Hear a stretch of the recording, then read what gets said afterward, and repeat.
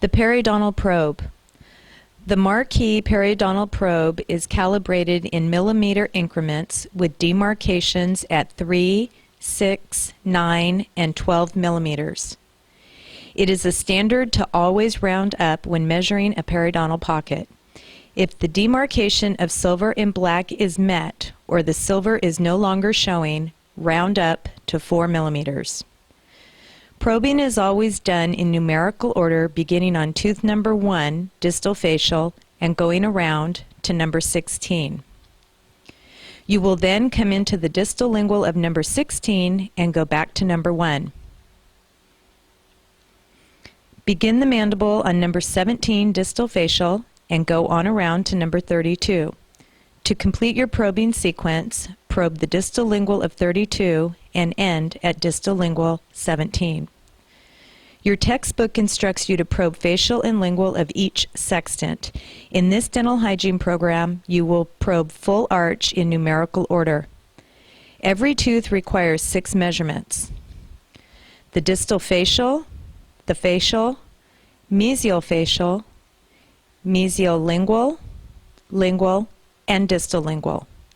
Remember that a measurement is taken from the line angle into the contact for interproximal and proximal measurements, and direct facial and lingual are measured from between the line angle to line angle. You always record the deepest measurement in the given site. This measurement reflects the bone level around the root of the tooth. Once you have prepared yourself with the appropriate PPE, established proper operator-patient position, adjusted the light for maximum visibility, utilized your mirror to retract or illuminate the area, and have the probe in a modified pen grasp with a stable fulcrum, you are ready to begin.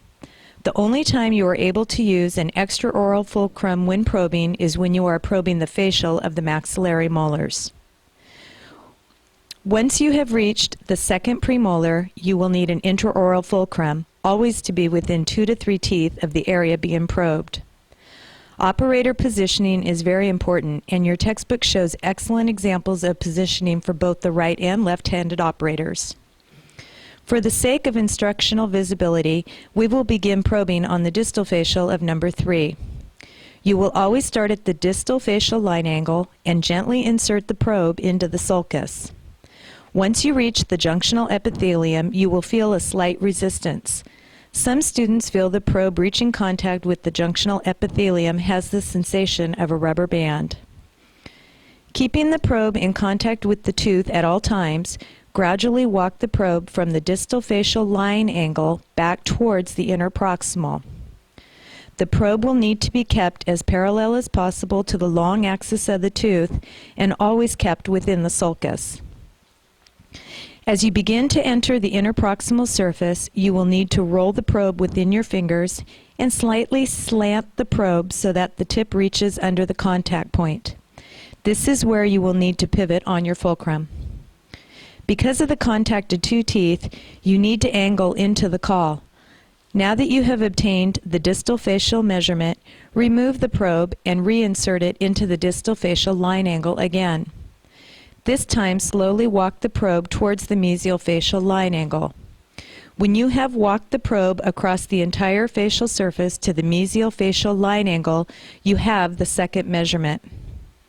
Now, continue with tiny bobbing strokes forward from the mesial facial line angle into the mesial interproximal contact area, rolling the instruments between your fingers and pivoting on your fulcrum. Once again, you will have a probing measurement to record.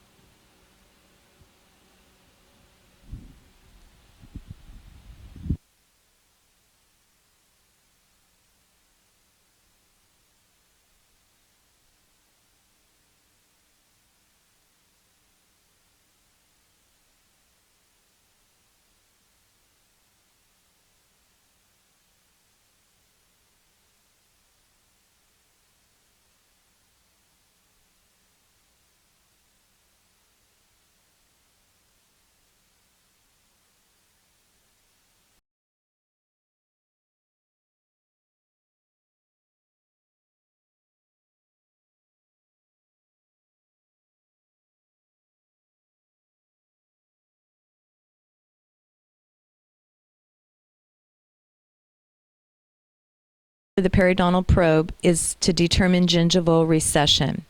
To determine recession, the probe is placed at the gingival margin and measured to the CEJ.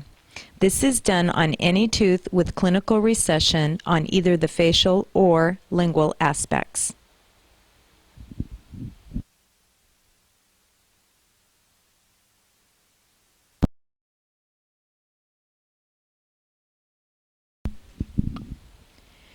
Your probe is also a valuable instrument when pre-diagnosing oral lesions. You will need to not only record appearance of a lesion, but also its dimensions. Lesions are typically measured in width and height. Gently place your probe across the area in question and measure its dimensions. The periodontal probe is undoubtedly your most critical diagnostic instrument. With practice, you will soon understand why this instrument helps to survey the mouth and give you a roadmap towards complete patient care.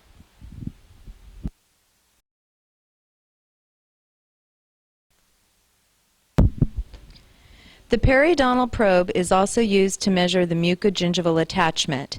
As you have already learned, the mucogingival junction examination is used to determine the width of the attached gingiva. In order to get an accurate measurement, you will need to have the lip muscle relaxed. To best obtain this, grasp the lip with your fingers and gently move the lip around. The measurement is taken from the height of the gingival margin to the demarcation of the attached gingiva. For the purpose of this video, we will be demonstrating tooth number 24 and number 25.